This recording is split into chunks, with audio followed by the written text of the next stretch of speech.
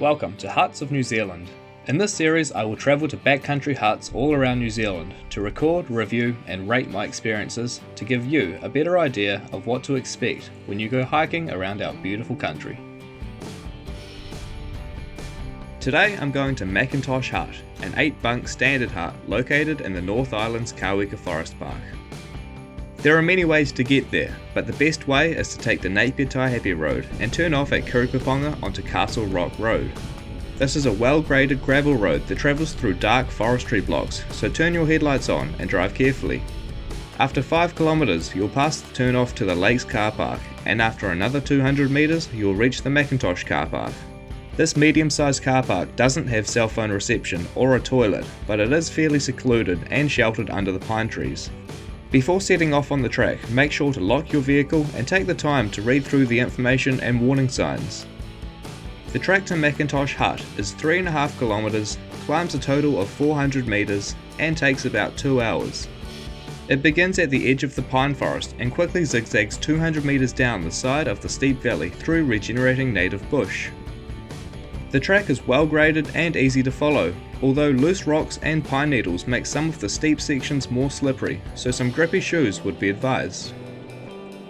At the bottom, a single-span metal bridge with a handrail allows safe passage over the picturesque rapids of the Tutaikuri River.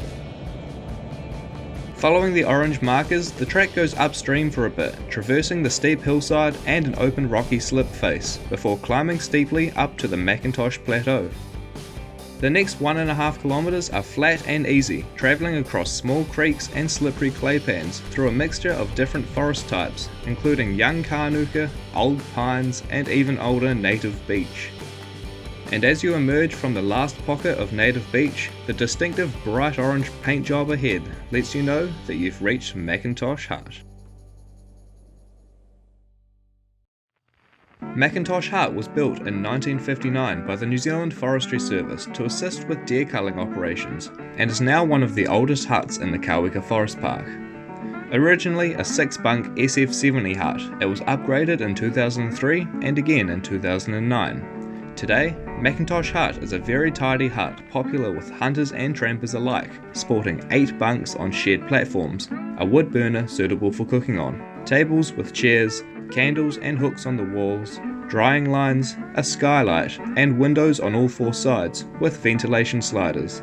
Outside there's a large covered deck with hooks, seating, and around the corner, a bench with a sink and a tap.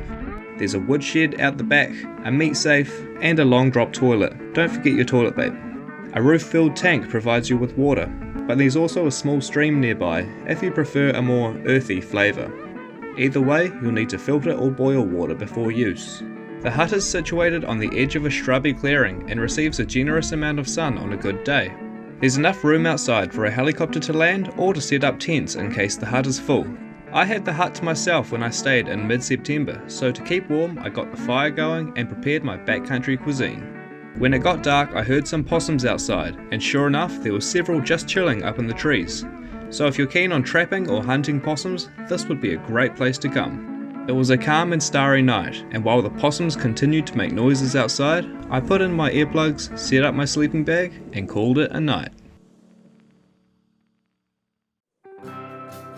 The morning was beautiful and a little chilly, but it soon warmed up as the sun rose over the trees. I had some breakfast, packed up my stuff, and got prepared for the day. Before you leave, remember to sweep and clean the hut, sign into the hut logbook, and replace any firewood you've used. There's no shortage of available wood around the hut, so you can use the saw and the axe provided to retrieve it and cut it to size. Instead of returning to the car park the way I came, I continued along the track running southwest at the base of the main range to the lake's car park. This is a popular loop track that includes a few river crossings, great viewing points, and a visit to the site of the old Kaweka Hut. Built in 1936 by the Heretaunga Tramping Club, this 12-bunk hut was one of the oldest huts in the Kaweka Forest Park, until it unfortunately burnt down in 2003. The story goes that 2 hunters had left their dog behind and the fire blazing when they went out for a hunt, only to return to a burnt down hut and a perished dog. The old concrete fireplace and a long drop are all that remain today, as well as some flat camping platforms, which make this an ideal place to set up tents for a night. A few hours after leaving Mackintosh Hut, I arrived at the lake's car park, but still had a 2.5 kilometre road walk to get back to the Mackintosh car park. If you come with a group and 2 vehicles, it would be a good idea to leave one vehicle at each car park so you wouldn't have to walk between them. There are lots of tracks to explore in the area, and Mackintosh Hut can be accessed from the previously mentioned Macintosh car park and Lakes car park, as well as Makahu Saddle, Lotkow Road and Lawrence Road. Overall, I had a fantastic experience in and around Mackintosh Hut. The hut is in great shape, located in a nice area and accessible from all angles, with lots of different tracks and a variety of different forest types to explore. However, it is unfortunate the area is being invaded by wilding pines, so if you see any contorta pines sprouting on the tracks, you can help stop the spread by pulling them out. I'd give Mackintosh Hut 4 stars. It's a really tidy and easily accessible hut that would be great for beginner trampers and hunters. There's no need to book, so it's first in, first served all year round. The dock website in the description below has more information on the tracks, prices and how to pay. Thanks for watching. Subscribe if you'd like to see more of the huts of New Zealand.